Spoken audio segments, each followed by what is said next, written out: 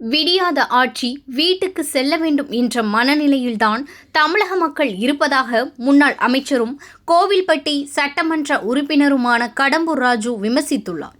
தூத்துக்குடி மாவட்டம் கோவில்பட்டி கிருஷ்ணா நகரில் முன்னாள் அமைச்சர் கோவில்பட்டி சட்டமன்ற உறுப்பினர் கடம்பூர் ராஜு இல்லத்தில் வாக்குச்சாவடி முகவர்கள் மற்றும் அதிமுக நிர்வாகிகள் ஆலோசனை கூட்டம் நடைபெற்றது.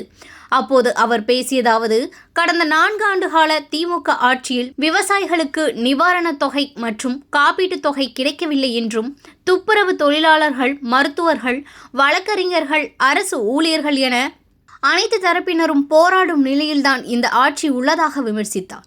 கோவை பாலியல் வழக்கை சுட்டிக்காட்டி பேசிய அவர், திமுக கூட்டணி கட்சிகள் வாயை திறக்கவில்லை என்றும், வாய்மூடி மௌனமாக இருக்கும் இக்கட்சிக்கு பாடம் மக்கள் புகட்டுவார்கள் என்றும் காட்டம் தெரிவித்தார்.